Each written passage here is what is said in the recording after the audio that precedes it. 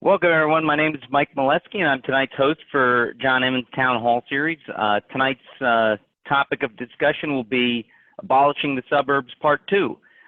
Many of our registrants for the Town Hall 2 weeks ago were unable to attend due to the power outages we had across the district, and so fortunately, Stanley Kurtz has graciously agreed to join us again here this evening, and in order to give people a chance to learn more about AFFH and the Biden plan to abolish the suburbs.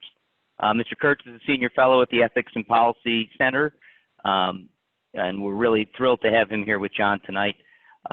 We already have a bunch of questions that have come in via Messenger and email, but we're going to be monitoring the chat tonight as well. So while we're keeping people on mute in order to minimize background noise, we do want to hear your questions, so if you can put them in the chat, that'd be very helpful. We'll aggregate the questions to try and avoid duplicates. And if you don't know how to use the chat function in Zoom, if you move your cursor, there's a series of buttons at the bottom, and you can hit chat, and it'll bring up a window that you can type into. You can either type your question to the group or direct it to me. Also, if that doesn't work, you can hit you can hold the Alt key down and press H, which should bring up that same window. As I said, in order to minimize distractions, we'll be keeping people on mute, and we ask you to remain on mute for the duration of the meeting. With that out of the way, I'd like to introduce John. He's our Republican nominee for the Pennsylvania 6th Congressional District, which encompasses all of Chester County and the southern portion of Berks County up to and including Reading. John's a manufacturing and operations executive with experience managing employees and facilities around the world, and as well as many facilities here in the United States as well. John has a degree in chemical engineering from SUNY Buffalo. He and his wife Allison have been married for over 40 years now. They have 3 children and 3 grandchildren. And John decided to run for Congress because he wanted to give back to the community, because that's how he was brought up. He wants to make sure that we improve our healthcare system and provide security, freedom, and opportunity for all members of the 6th Congressional District as well as the rest of the country. He's a proud patriot who is looking forward to serving you. And without further ado, I'd like to turn it over to John to begin the program. Okay, thank you, Mike. Much appreciated. Thanks for that introduction. Yes, folks, I'm John Emmons, running for Congress in the PA 6th. And I'm standing up for the promise of America. Just building on what Mike said, I want nothing more than to pass on a better world to our kids and grandchildren. I think that's what all of our missions should be, and that's why I'm taking on this great challenge. I also want to extend my thanks to Stanley Kurtz for being available tonight. If you think back 2 weeks ago, we had just had those horrific storms that came through. We had people who still had not gotten power back yet. Fortunately, that was taken care of, but about half of the people that were signed up for the last town hall weren't able to get on. So we were very fortunate enough to have Stanley be available tonight, and so we'll do kind of an encore or a repeat performance. One thing that I like to do at the beginning of these, I typically have an Emmons family moment. And last 2 weeks ago, we had just seen the birth of our second grandson at 6 o'clock that morning. So that was the Emmons family moment 2 weeks ago.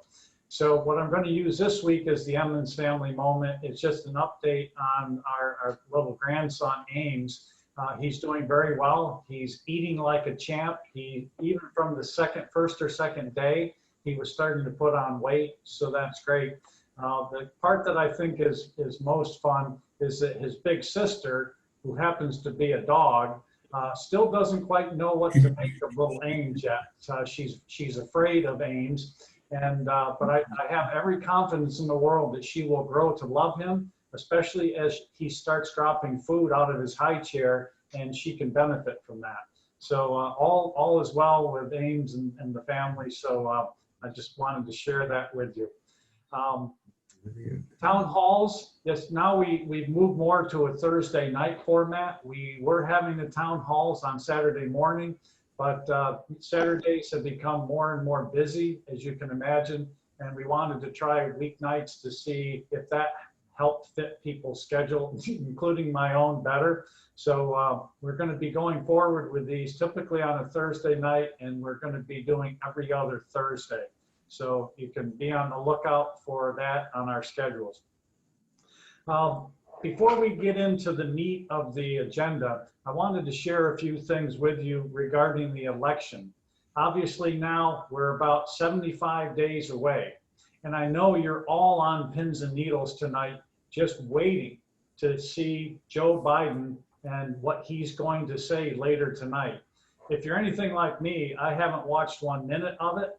I may watch some tonight just to see what he does, but I know that we'll be done in plenty of time for any of you that are going to put yourself through that. Now again, 75 days to the election. This could be some of the most challenging 75 days in many of our lives. As we look at this election, we all know how vital this election is. This is really a fight for the soul of our country. Just plain and simple, it's a fight for our country. When you step back and you look at it, how different the two sides are, you could never see a more stark difference than what you're seeing right now. I think, you know, one of the things that I wanted to mention is that as you think about those two sides, and you're going to hear this theme 2 or 3 times tonight, you have, to me, it really comes down to self-determination, because you have on one side a group that thinks that they know what's best for people. They believe in big government. They believe in top-down government, where I and the people on the right tend to think more in terms of self-determination, govern ourselves. We like local control, local government.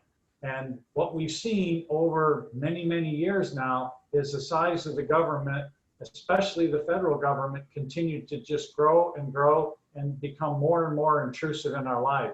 So you heard Mike mention my umbrella from a platform standpoint is security, freedom, and opportunity. And I think you all would agree with me that as government gets bigger, and we've seen this a lot this year, as government gets bigger, your security is reduced, your freedom is reduced, and your opportunity is reduced. So that's really what we're looking at here is, what is the future America going to be? Are we going to continue to grow the size and intrusion of government, or are we going to work back the other way and have more local control of our own lives instead of having a bureaucrat someplace dictate to us what it is? So that's really what the opportunity here is in this election. It's not an opportunity. To me, it's a last chance for the types of freedoms that we're talking about. If we lose this election, we will have a very different America. Now, speaking of the election, and I'll talk specifically about the race that I'm in. Now, I'm running against Representative Houlihan. And I think what's most important for people to understand is the record that she has compiled over the last 2 years.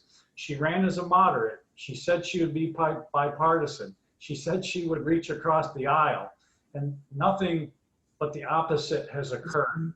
And the proof of that is that, you know, it's well documented now that she has voted with Nancy Pelosi 100% of the time. So just stop and think about that for a moment. If Nancy Pelosi lived in the PA 6, if she was in Chester County, would people elect her? I think not.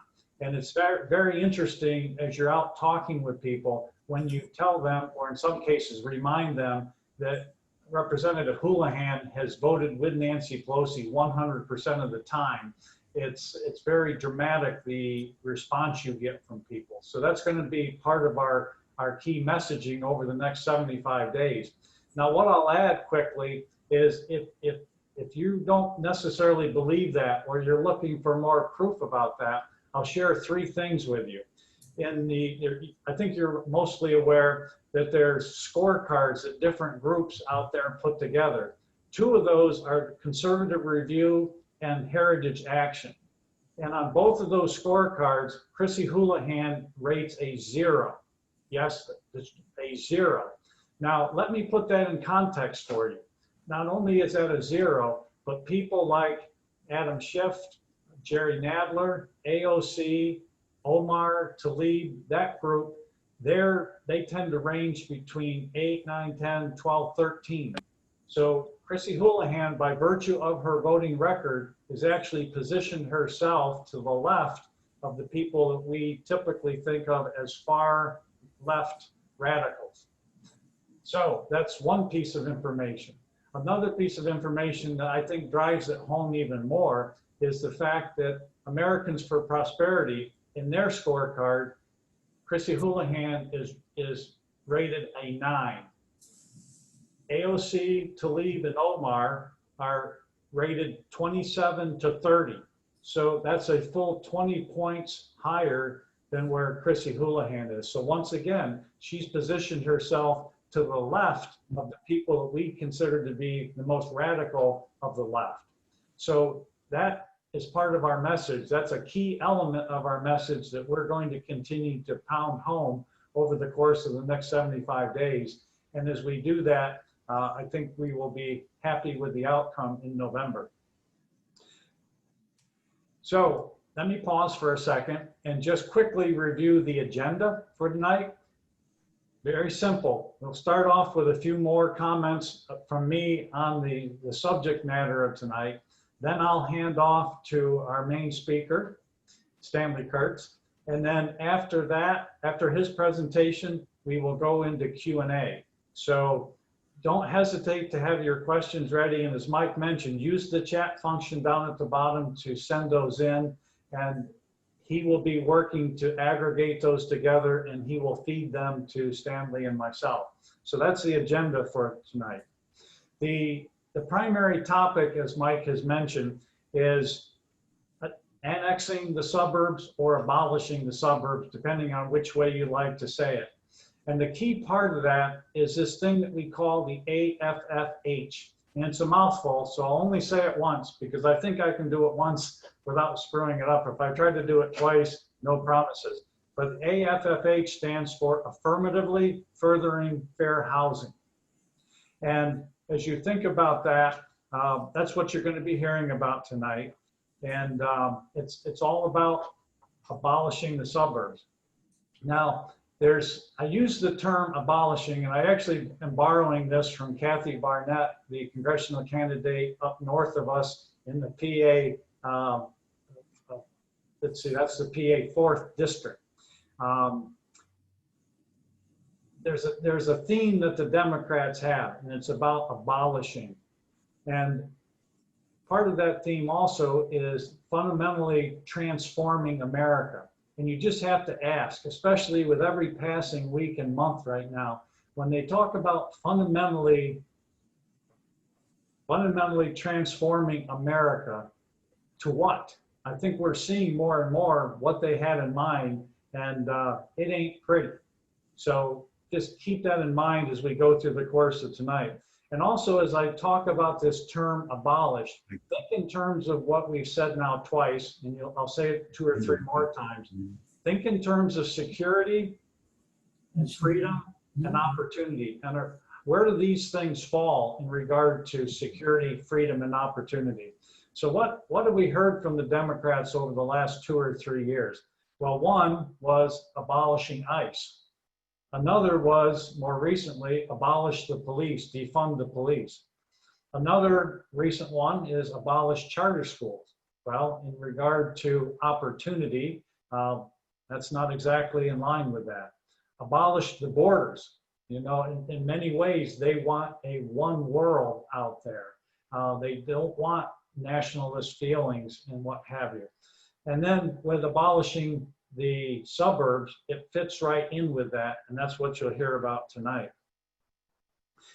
And those things that you hear about, abolishing ICE, abolishing the police, charter schools, and borders, those are all part of the theme that you hear, which I keep talking about, the theme of division, about tearing down. That's what the Democrats are about. They're about identity politics. They like to pit one person against another, and that's how they have what they've evolved to, plain and simple. And it's not a very positive thing, and I think they're going to pay for that in November, and I certainly hope that's the case. Now, regarding the topic for tonight, one of the key themes that to keep in the forefront of your mind, that the suburbs are being targeted for federalized government control by the left. So keep federalized government control. And that will result in a few different things. One is the end of local control. And that is a very serious thing. But it really comes down to, do you want to maintain control in your area, or do you want a bureaucrat in Washington to have say over how you live? So that's going to be a theme. Think of Big Brother, think of 1984, because that's really what we're talking about here. Also, it's an end to the style of living that many prefer to the city. People move from the city to the suburbs for a reason. And this would go a long way to erasing that. And thirdly, it would end the choice of how Americans can live. Again, it would be a bureaucrat someplace in a far distant city telling you how to live. So why pick this time to talk about this topic? Well, first and foremost, the guy you may hear later on tonight, if he makes it out, is that Joe Biden has promised to embrace the AFFH. And not only to embrace it if he becomes president, he's also talking about turbocharging it. Turbocharging it, you might think of putting it on steroids. And we'll hear about that later, how he would plan on doing that. So it's very important. He's already made that promise, so we need to hear about it. Secondly, we all know that in many races, that the suburban swing voters will determine who wins the elections, whether it be the president, whether it be congressional candidates, or even state reps and state senators. So the folks who live in the suburbs, who this will be targeted at, really need to understand it so they can understand what it will be coming their way. So depending on how they vote, they can either stop it and resist it, or they can actually allow it to happen. So that's why we're talking about it now. The other thing I find interesting is that this is not a popular topic. What do I mean by that? Well, if this was a popular topic, if this was something that the people really wanted, then at some point in the past, Congress would have made this law, but they never have. So what does government do when one group wants to do something that they can't get passed as a law? Well, they push it through in terms of a regulation. And in this case, what happened was something that was put in place back in 1968, where the mere sentence or two got blown much bigger in the final days of the Obama administration. So Stanley will talk about that tonight. But that's a very important point, that this is not something that the people would stand for. And yet, if we're not careful, and if we elect the wrong individual, we will have to deal with the regulation and the power of the federal government to coerce us. So that's a third one. A fourth one is that obviously people need to be informed to make a sound decision come November. That's very critical. The last point in this section that I want to give is, to me, this is just a very, very insidious process. What do I mean by that? Well, when you think about what the government might be doing, and they do this on other fronts, because of the 16th Amendment, which created the ability for the income tax, the federal government in particular can reach into your wallet, they can extract money, and then they sit there and they dangle that back in front of you and say, if you want this back, here's what you have to do. I mean, I can't think of too many things when it comes to government that is more insidious than that. Taking the money from you and then making you beg and compromise and give up some of your freedoms to get the money back that they took from you. And in this particular case, a lot of that tax money comes from the suburbs. So they are looking to use that money to change the very environment that you're living in. So I can't think of too many things that would be worse than that, but that's what's on the horizon if the wrong things occur. So let me pause there. We need to get Stanley on here and you hearing from him. So let me introduce Stanley. As Mike mentioned, he's a senior fellow at the Ethics and Public Policy Center. He's a contributing editor to National Review. He graduated from Haverford College, so he knows this area quite well. He spent time in this area.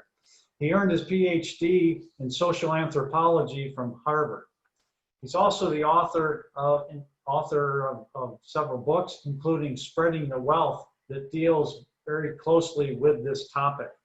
He's also published a number of articles, two, in fact, recently that deal with this topic. So with that, I'd like to welcome in Stanley Kurtz. Good evening, Stanley. Don, thanks so much for having me. And it's very encouraging to see so much interest in this issue. Let me note at the beginning that I'm here representing myself only, not my think tank or National Review, but I'm very pleased to be here. I'm here with enthusiasm, and I'm happy to discuss this issue and answer any questions. Fantastic. Well, maybe as we did 2 weeks ago, perhaps you could start out and give us a little bit of a history lesson, if you will.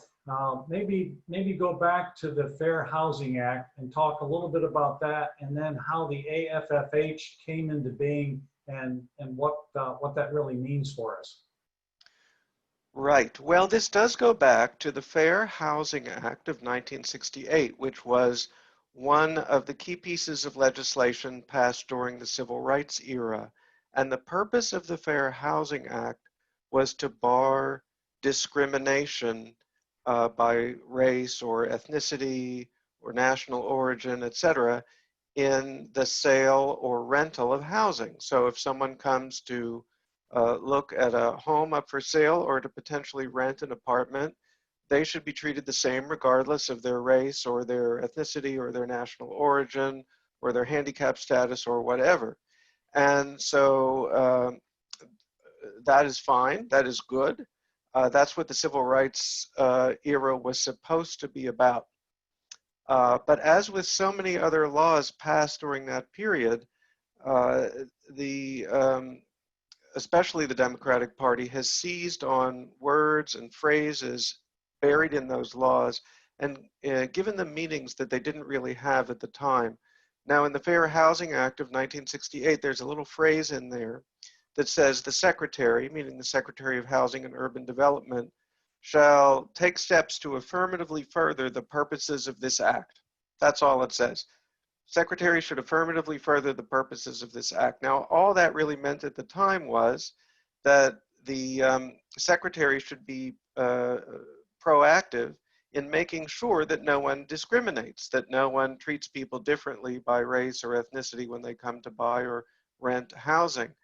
But as with, say, preferences, so-called affirmative action, we've seen a reinterpretation of this over the years, slight, done by courts and different administrations, Democrat in particular. But when the Obama administration came in, they really made a shift in the meaning of this. They took this little phrase, affirmatively furthering fair housing, and they took it to mean that you would have to do more if you were to receive grants from the Department of Housing and Urban Development than simply refrain from discriminating.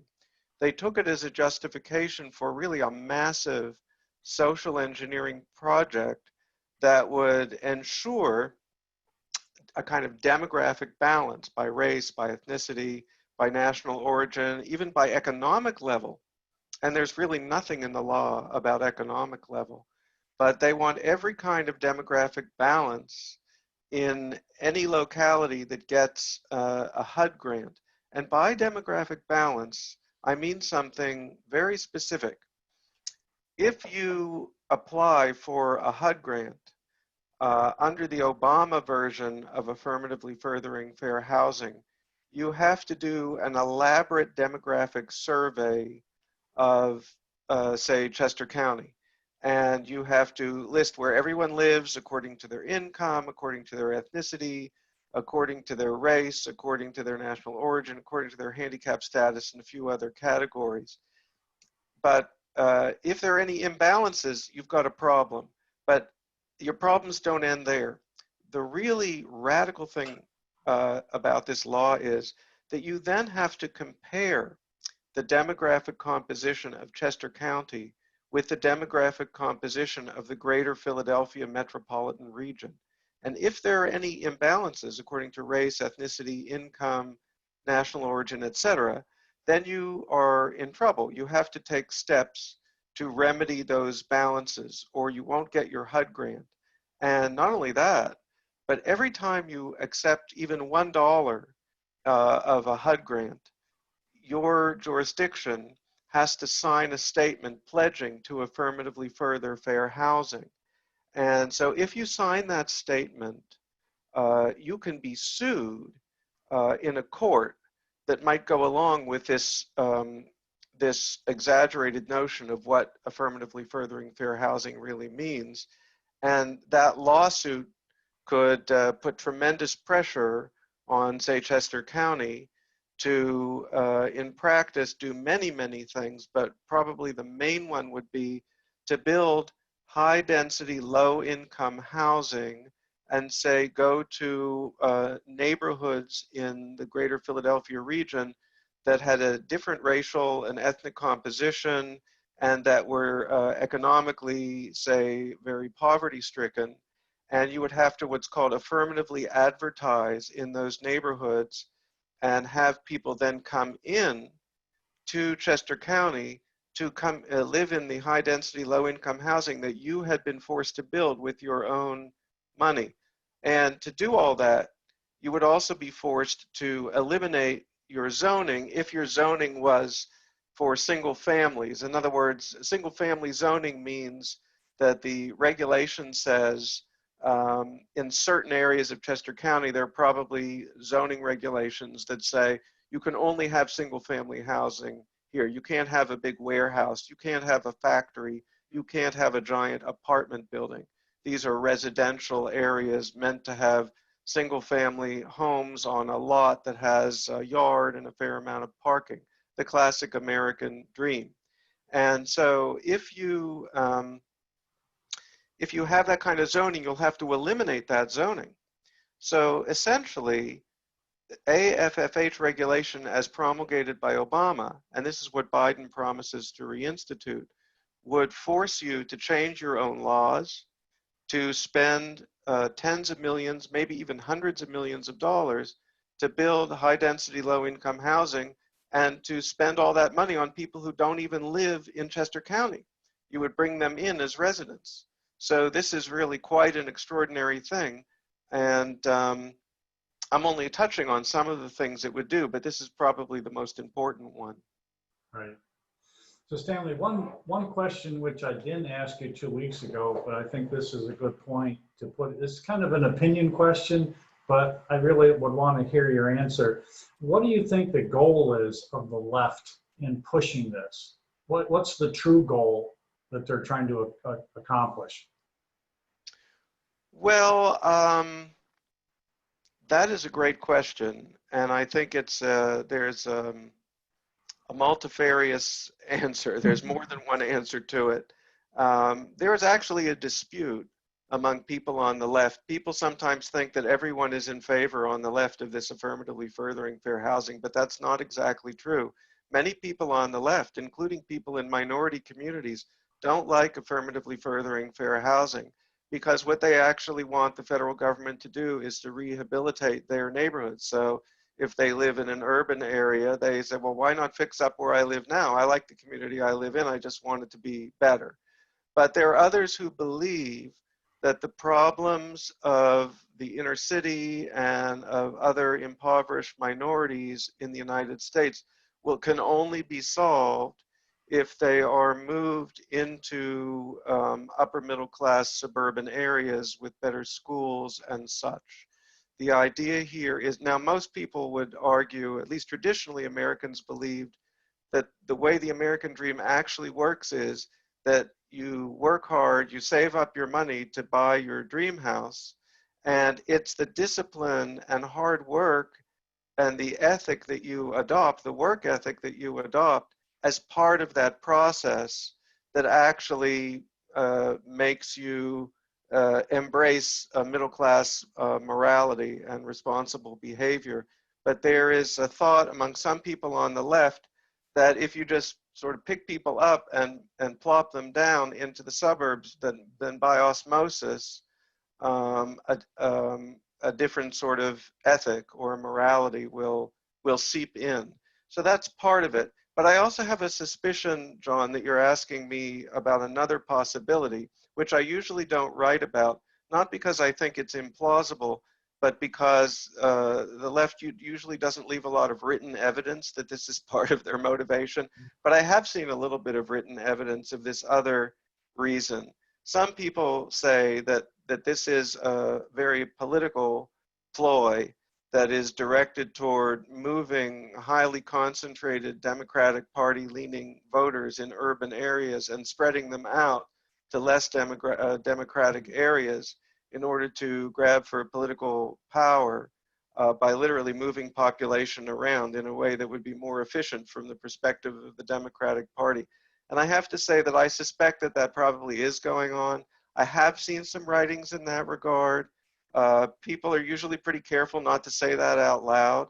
And I don't like writing things that are just speculation. But if you're asking my personal opinion, probably that has something to do with it. All right. Well, thank you. That's a very deep question, but I really appreciate your perspective on that. Maybe now let's jump to the actual. Since I'm an engineer, I always like to. I drive Mike nuts when I talk about mechanisms. But tell us about the mechanism of how the government actually gets their claws into local government.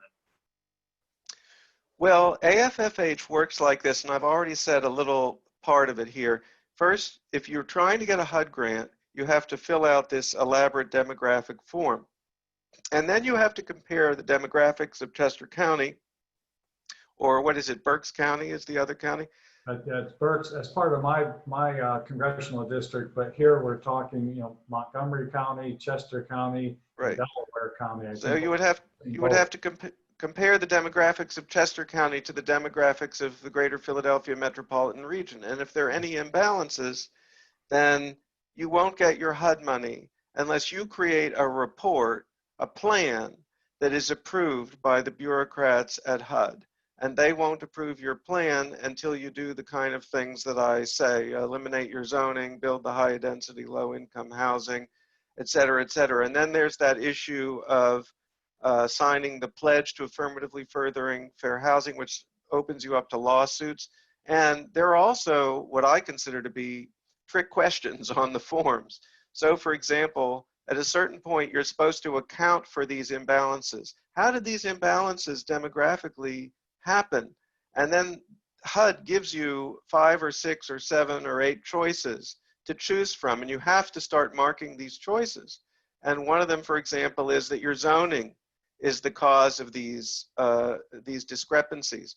Well, if the people who fill out this form for the county are foolish enough, or for any other jurisdiction within the county, are foolish enough to check the box that says zoning, that almost could be used as a kind of signed confession in court to sue the county because they would have effectively admitted that racial or ethnic or national origin imbalances were caused by zoning, even though I don't think that's the case. And someone might casually check this who doesn't really understand what's going on, and then you could easily be sued. And by the way, all of this has happened to Westchester County, the suburban county outside of New York City that was a kind of test run during the Obama administration for what they hope to do with AFFH. So I'm not just cooking all of this up.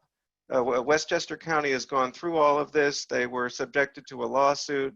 The government took away their HUD money, forced them to eliminate their zoning, build high density housing. There have been problems in Dubuque, Iowa, which was another test run for this regulation. And so all of these things are ways. But then you had mentioned, John, that Joe Biden wants to turbocharge AFFH, and that's absolutely true. Now, based on everything I've said so far, you might be thinking, well, okay, Chester County, or if my locality within Chester County has applied for a HUD grant, I'm just not going to do it anymore. We'll tell our public officials to stop applying for this HUD money. Now, as you point out, John, that is highly unjust because probably Chester County has contributed a disproportionate share of the tax money that would be available from those HUD grants in the first place. So the first thing that would happen by your not applying is that you'd be sacrificing that money, and then that money would be rerouted maybe into Philadelphia proper, which almost certainly will be applying for this money. So if you fail to apply already, you'll be redistributing your own tax money, so to speak, which is another ultimate goal that the left has behind all of this. But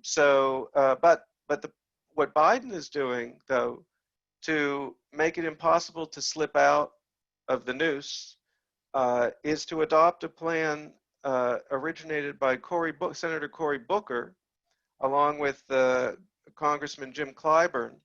And under this plan, if you don't change your zoning, not only can you not get a HUD grant, but you won't get any, you will lose your right to participate in any road repairs that involve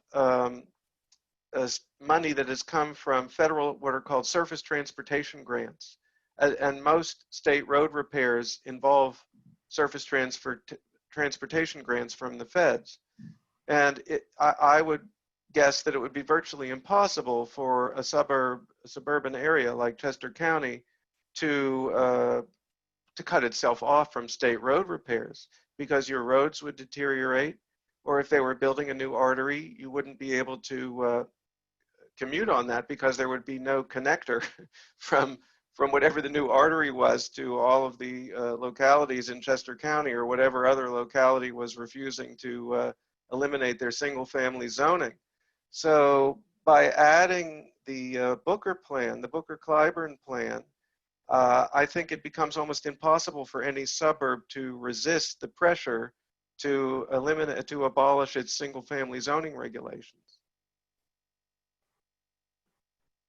Yes, I think that it's interesting that a little bit of homework that I did a few weeks ago showed that in Chester County, it looks like year on year, we typically get about $2.5 million of HUD grants. This year, it looks like we're going to be up at 4. I don't know if that's a result of COVID-19 or something else, but we definitely get a sizable amount of money from them. And that's just the HUD grants. That doesn't talk to the surface transportation funding and what have you. So I think it's clear that they're certainly setting up this net, if you will. If they can't get you one way, they'll get you another, but they're focused on doing that. Well, so if this happens, I think sometimes it's hard for us to get our heads around what would that mean to the suburbs. What might that do? So, if this were to happen, how would our landscape change, and what do you think a county like Chester County might look like in 10 years if this were to go through? Things would become more urbanized.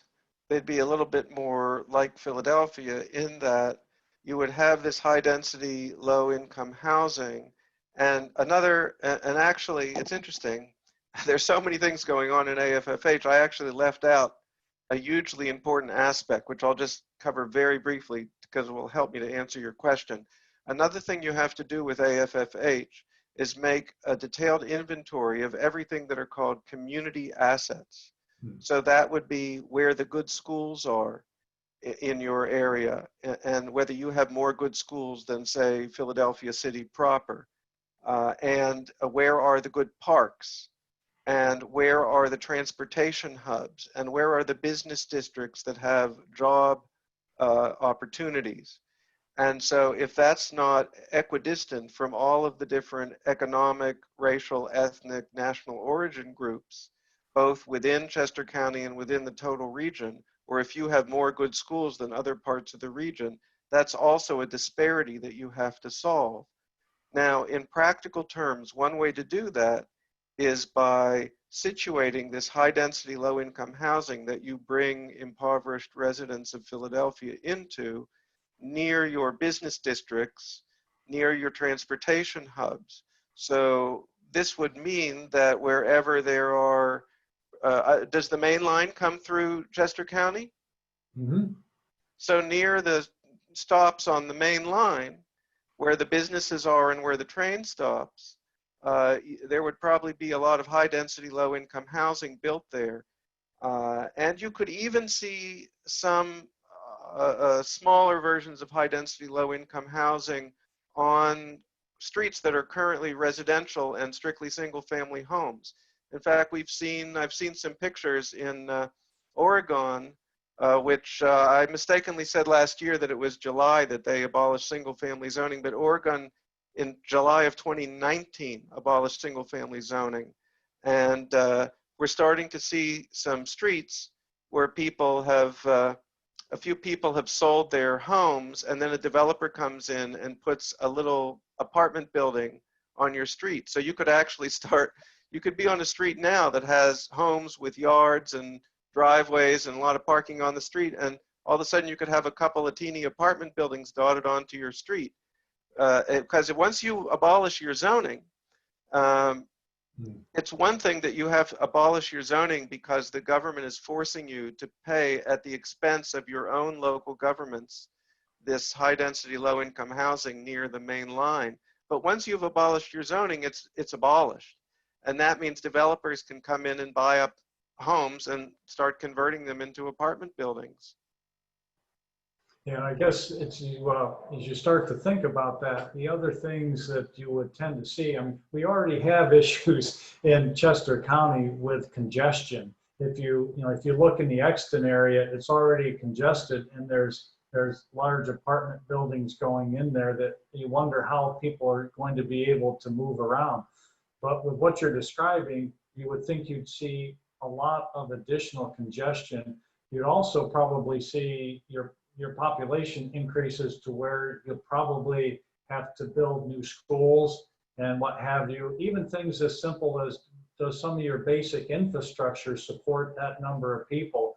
So you may see issues where your sewer systems and that type of thing don't suffice, so you have to build new, bigger things. So to me, those things all speak to not only the congestion, but most likely big increases in taxes in order to do all these projects to facilitate this.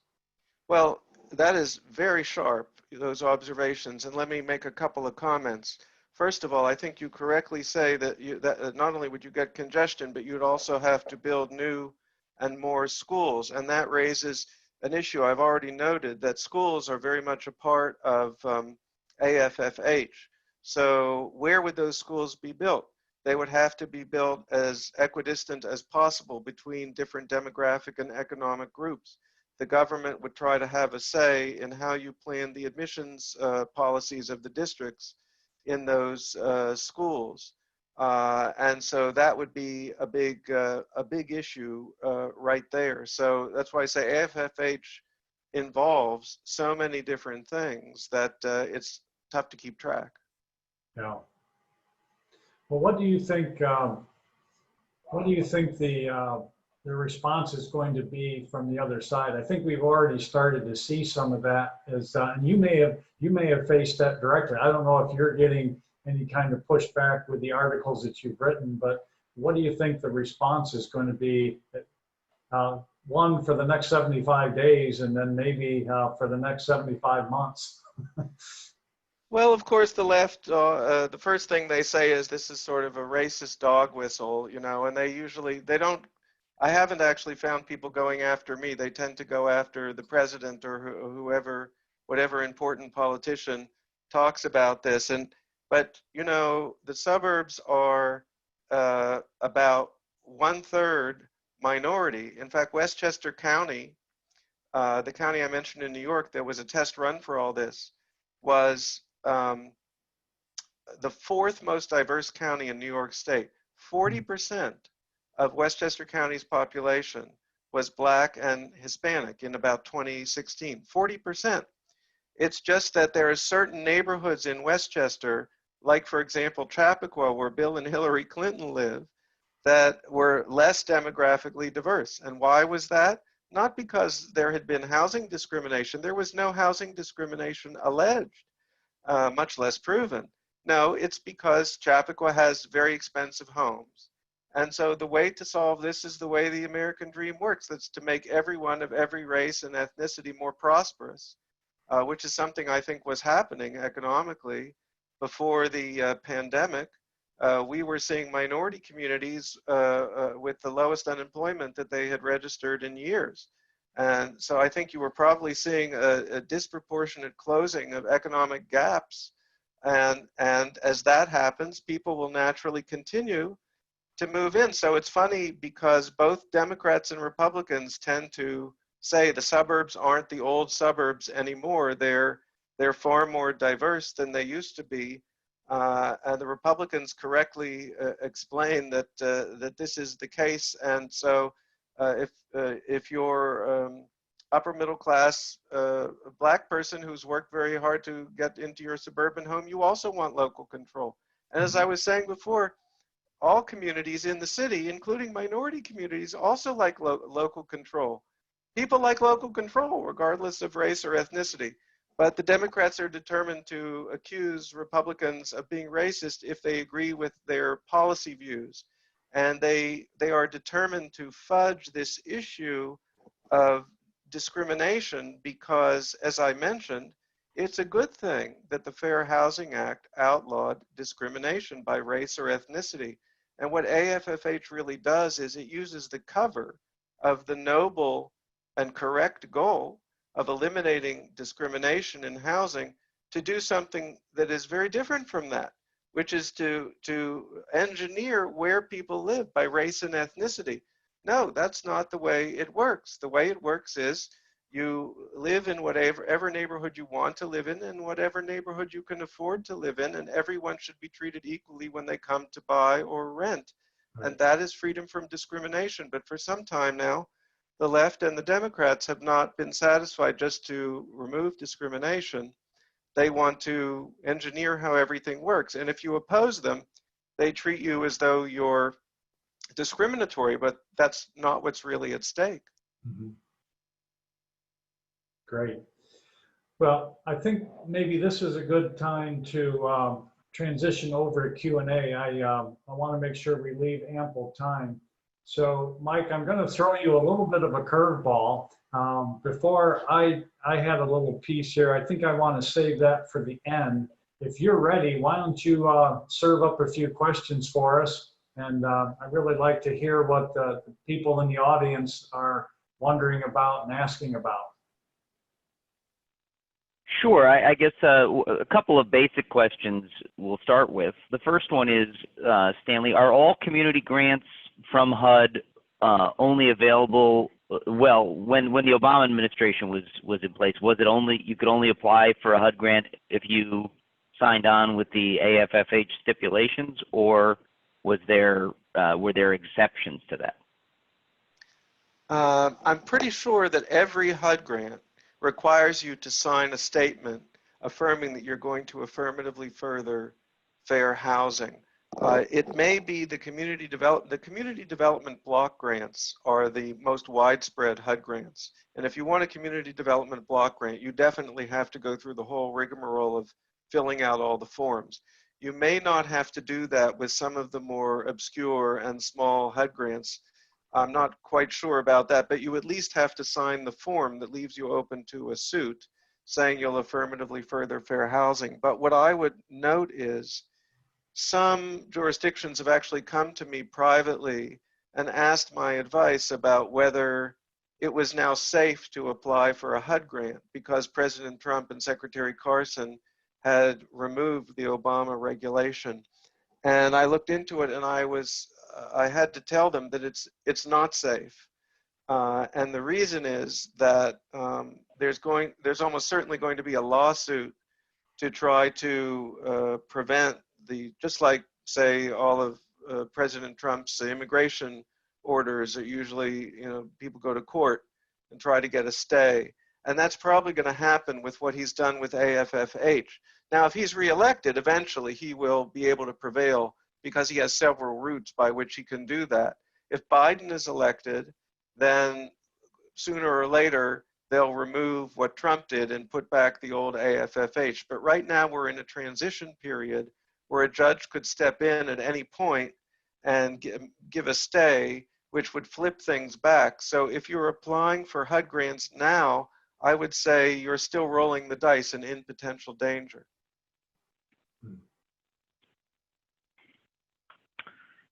Well, I guess that another question that was asked was, and I think you answered it, was, is there anyone who, if they applied under the Obama administration, took the money, the rules rescinded, they would still be in jeopardy, in your estimation, based on the fact that there may be a legal injunction filed, or the Biden administration? Well, let's take a step back. If the Biden administration was to happen, and Joe Biden were elected president, and he reinstituted this rule, turbocharged or not, would counties or municipalities that accepted the money in the interim be in jeopardy at that point? I think they're in jeopardy, but the details are complicated because it depends on whether if a judge stays the Trump action, then they're probably in more jeopardy than if they don't.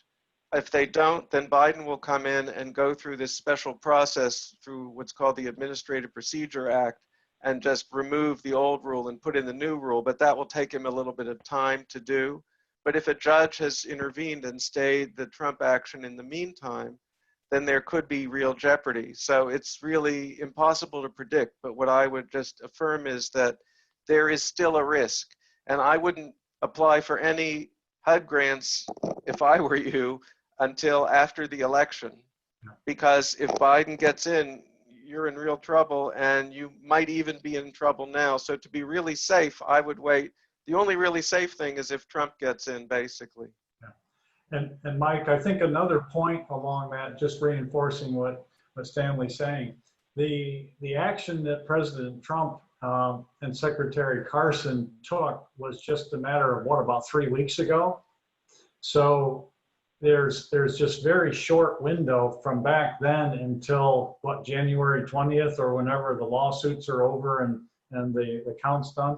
There's only about a 6-month window that this may not apply for. So I think anything that was in action before that probably remains in effect, I would have to believe. And from what Stanley has explained before, they will take any opportunity, like if you check the wrong box, or if you don't do everything exactly right and then some, they will still come and sue you and put pressure on you and coerce you. So I think there's total reason for caution, especially in this narrow time frame. Well, thank you. I guess another question that cropped up a few times, both in emails we received as well as here in the chat, is are you aware of Representative Houlihan's position on this? Has she made a public statement, or is her silence speak for itself in terms of what her party's been saying, and she's sort of owning it without offering up a verbal opinion on it? I'm not personally aware of her position. Of course, I was very interested to hear John Emmons explain that she's voted with Pelosi 100% of the time. I mean, I think that more or less answers the question, but I'll say something further. Let's just say that, that she said something, some limited something, such as, I would not vote to turn AFFH into law, or something like that. There's still a lot of wiggle room there. And let me give you an example, because I looked up, and we can talk more about this in a moment, because there are several dimensions to it, but I looked up this group you have, the Delaware Valley Regional Planning Council. And I did some Googling, and I saw that the Delaware Valley Regional Planning Council had applied for a certain kind of grant. I'll explain more maybe shortly, but under the Obama administration, a grant that would have given them millions of dollars to create a regional plan, which would make it much harder for you to escape the worst ravages of AFFH. Now, you applied for that in 2011, but you didn't get it. They had on the internet, they listed all the jurisdictions that got these grants, and then they had to list all the other jurisdictions that applied but didn't get the grant. Well, 2011 was right after the 2010 election, which, as you might recall, was the Tea Party election, which gave Republicans strong control of the House in reaction to Obama and Obamacare and under the influence of the Tea Party. And one of the things the Republicans did was to severely cut the funding available for these grants under what was called the Sustainable Communities Initiative, that was kind of an adjunct of AFFH, and that the Delaware Valley Regional Planning Council applied for.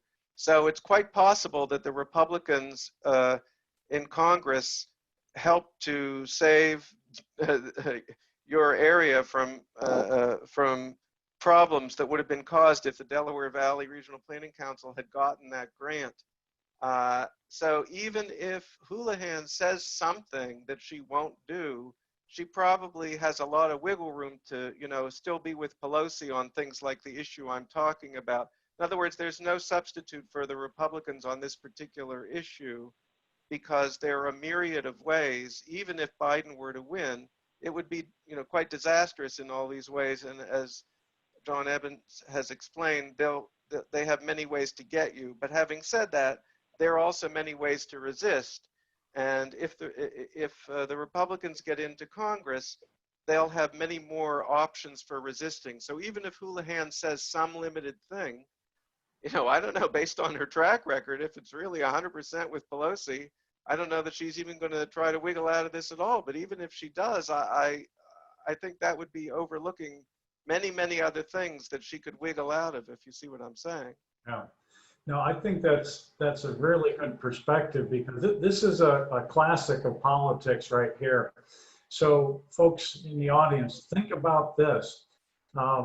Representative Houlihan could say, I will never pass a bill that supports this. But she doesn't have to. This was all done through regulation. So she could say that knowing that it would never come up in the House to begin with, and that could all happen through the bureaucratic Washington structure, and she could be 100% honest and yet still supporting the concept. And that's likely what would happen. Even when the Democrats have control of the House, and they've had this a number of times, they still don't have the support to push this through as a law. It cannot stand up to the light of day. That's why they do it through regulation. So if she does make a comment on this, watch it very closely, because that's the angle it will probably come from. And since I'm mentioning that, I'll just give my stock speech. When it comes to politicians, and remember, I'm not a politician, I'm a patriot.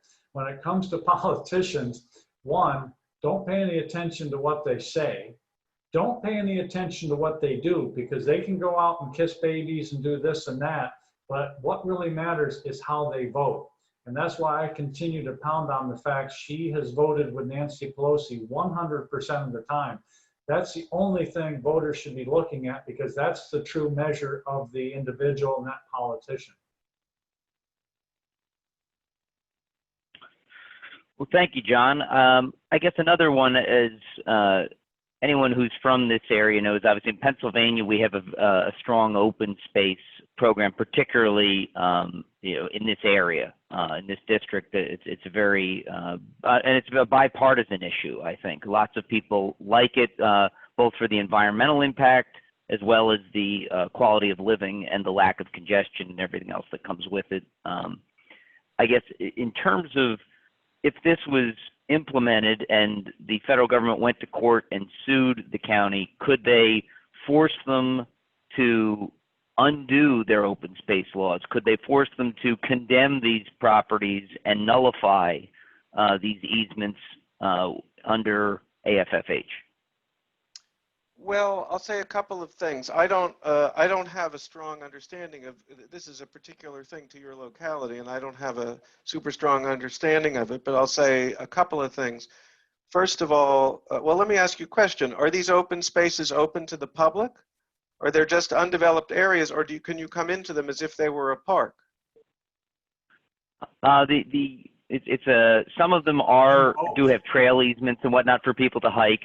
Others are effectively they're limiting the density of the development. So they say you can only keep the current dwelling and maybe one other structure on the property, something like that, where there's a development restriction on the property.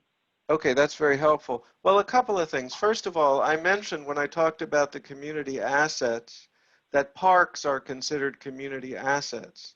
So to the extent that any of these open spaces could be understood as parks open to the public to enjoy the open space, then there would be potential problems if the open spaces were proximate to some demographic or economic groups, but not others.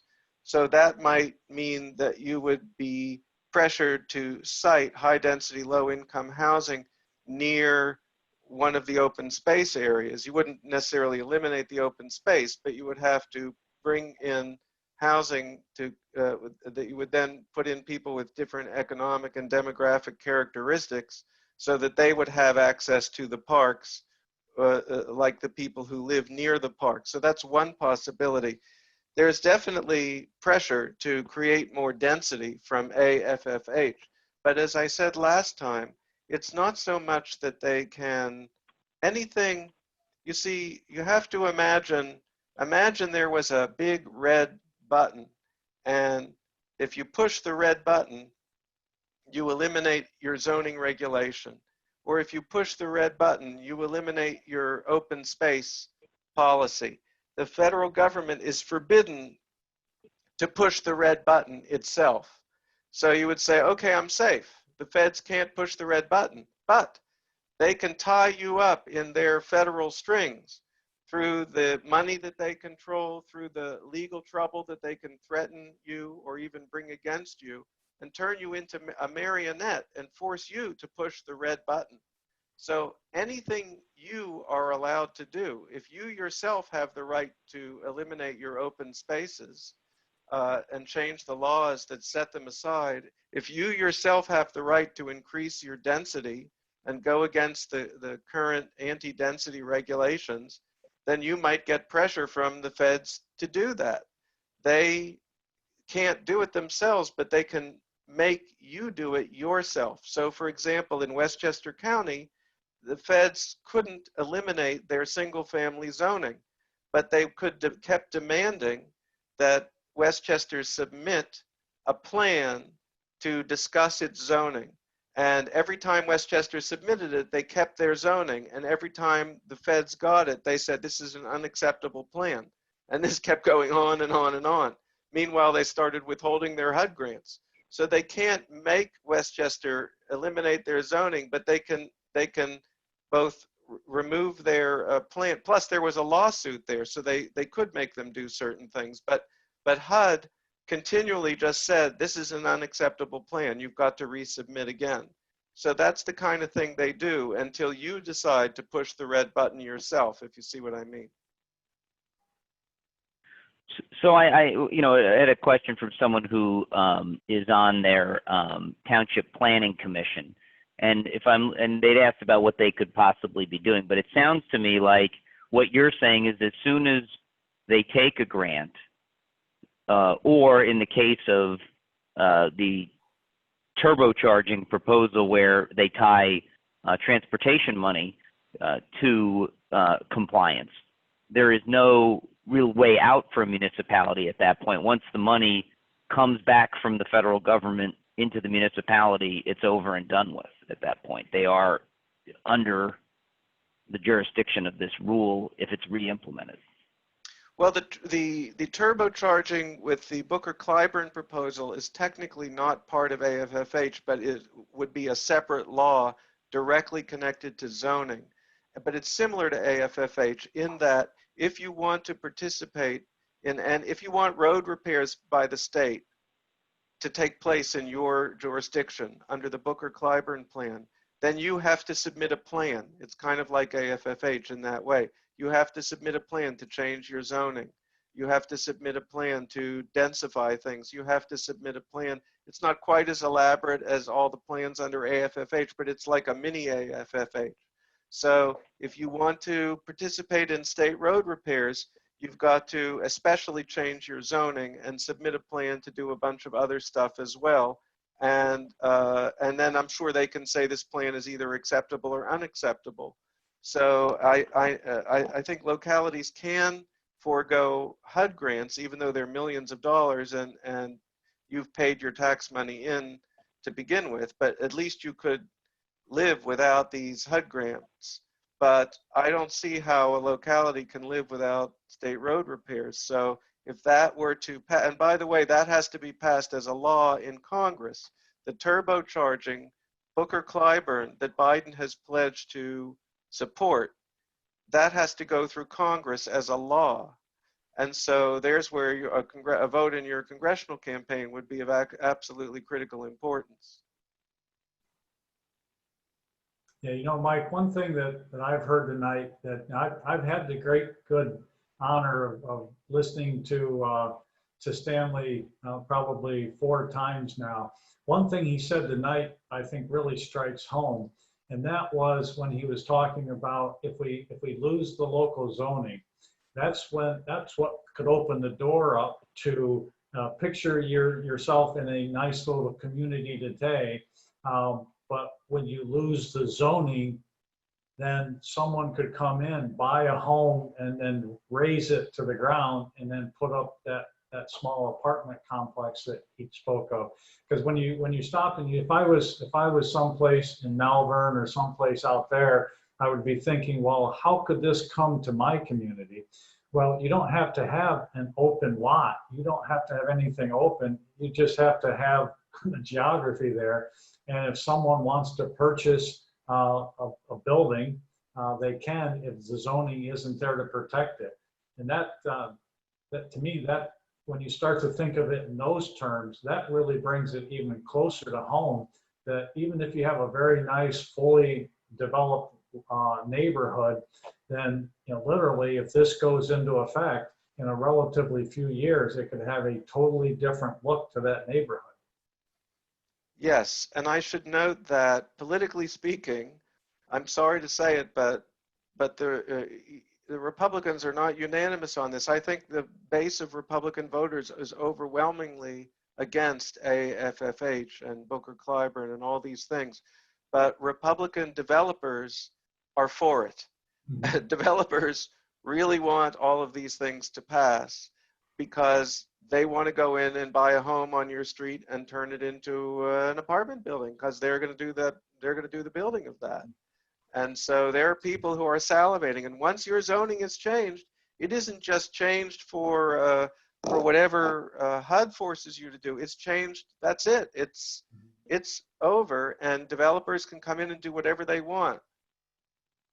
Yeah, and I'll just add to that, because if anyone in the audience doesn't believe what Stanley just said, I mean, when you think about Chester County in particular, and actually all of the collar counties, but we feel it in Chester County, when you look at what's happened over the last 30 or 50 years, we have had this massive influx of people from Philadelphia and what have you. And when you look at how that has changed the politics in Chester County, even in my short time in this area, we've gone from where there was a Republican to Democrat ratio of probably something on the order of 65 to 35. In 20-ish years, it's gone to 50-50. And a lot of that is people moving out from the Philadelphia area and some of the closer suburbs into this area to get to this type of an environment. But when you look, like I mentioned earlier, when you look around Exton and other places and you see all those apartment buildings that have gone up, it's not only changed the face of the county, now we're actually starting to feel it, because that from the politics standpoint, the the Democrats have been winning because of that demographic. More and more Democrats have moved out, and Democrats will tend to vote Democrat. So it's we've already started to feel it just because of that. And the builders are, it's hard to fault them. They're trying to make a dollar too, but you can, based on what you've seen happen over the last 30 years or so, you can certainly see that continuing to go even faster if the zoning is superseded or taken away. So we have, I think, looking at the time, I think we have at least time for probably two more questions. One of which is, you just spoke a little bit about how there's a divide between the average everyday Republican and the developers. But in terms of, we'll say, people in government, prominent politicians, are Republicans unanimous sort of in lining up against AFFH, or is there a divide there as well that you're aware of, Stanley?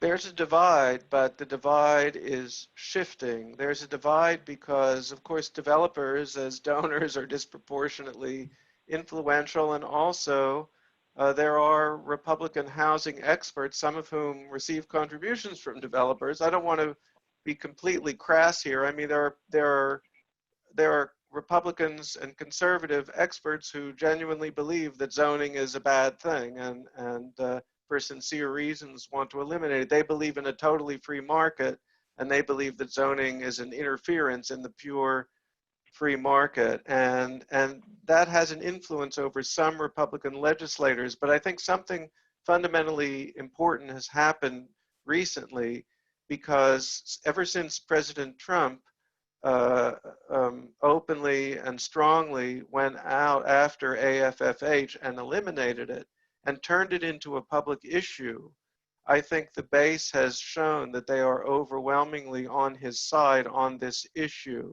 And so that within Republican circles, I'm noticing that the experts and influencers who were more sympathetic to eliminating zoning regulations have started to say, well, yes, it was wrong to try to do this through the federal government.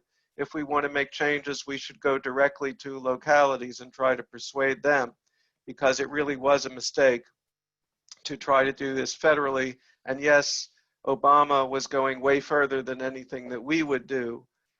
So I think Republicans have shifted on this issue, and it's become much harder for a Republican politician to go along with the developer view that these zoning ordinances ought to be eliminated. But it hasn't completely disappeared, but the momentum has shifted.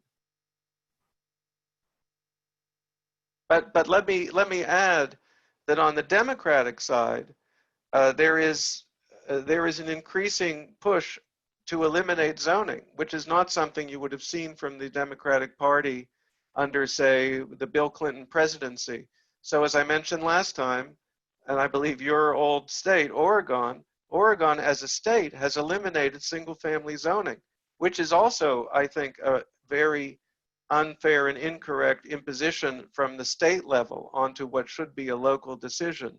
And California right now is debating. It's quite striking that in California, which, as everyone knows, is a very blue state, they have been working very hard to eliminate single-family zoning and to do a lot of other things that are similar to AFFH, but they're getting tremendous pushback even from Democrats in the suburbs. And so we don't know which direction it will go in.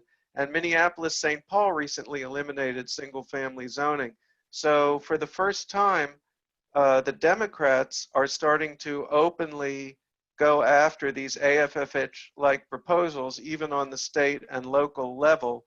So I would say what's happening is that the Republicans are moving more and more strongly against these anti-zoning policies, and the Democrats are beginning to embrace them as their standard issue policy. So I think we're going to see debates on the national level over these issues for quite a few years down the road.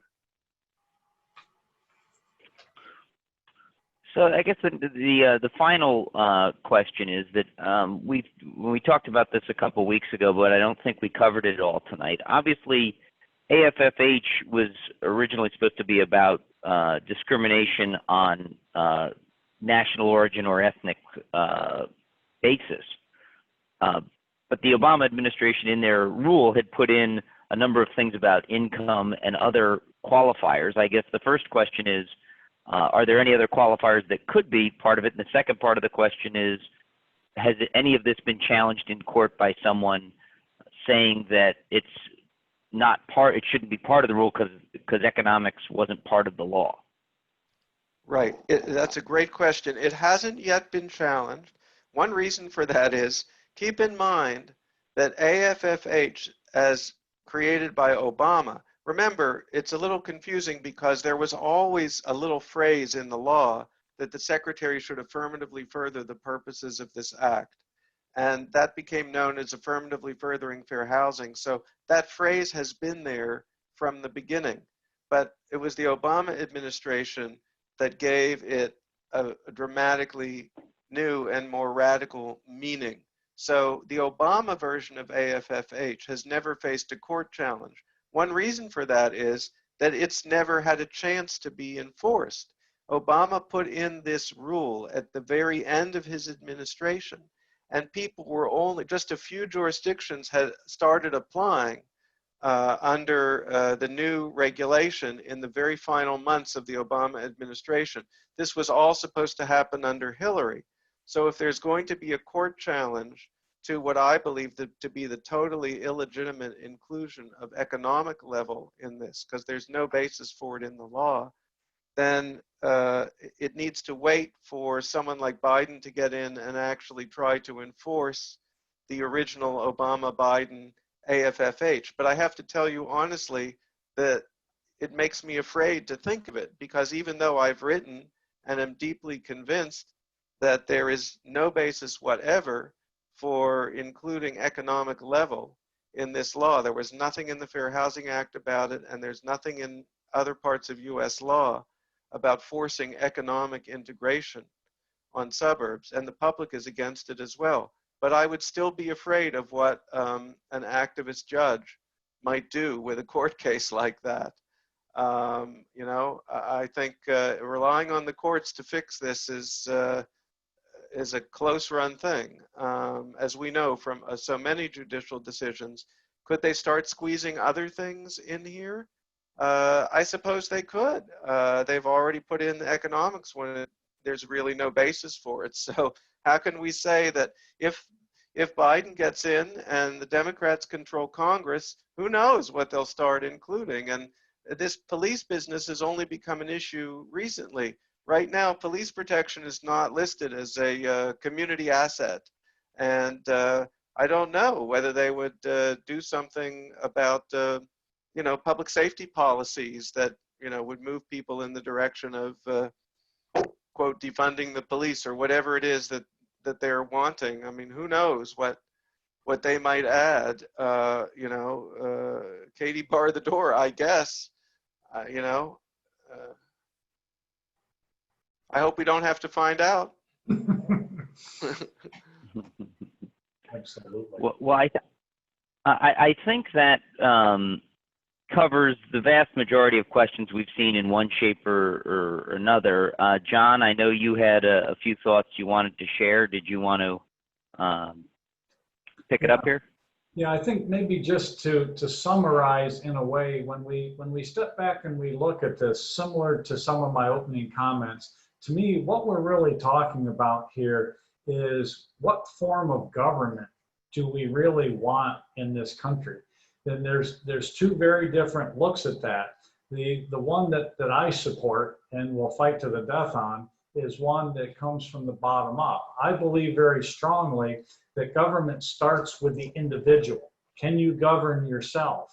And then it's your family, and then it's the community, and then it might be the township. That's the way this country was formed. And that has worked very well for about 244 years.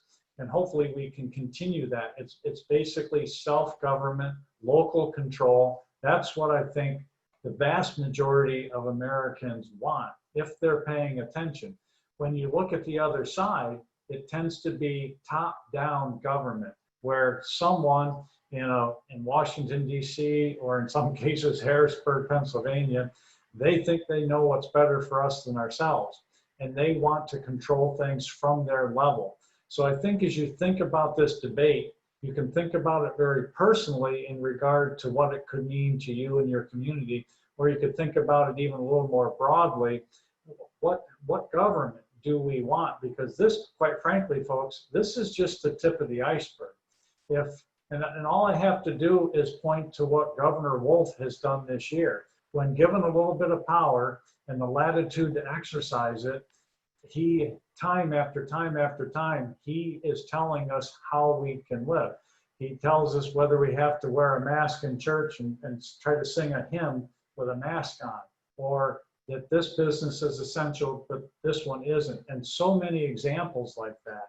That just gives us a little bit of a taste, and if anything, a reinforcement of what the future will hold if we continue to march down this path of bigger government and big government knowing what's best for us. So to me, this defining moment largely comes down to, do you believe in self-government? Do you believe in local government?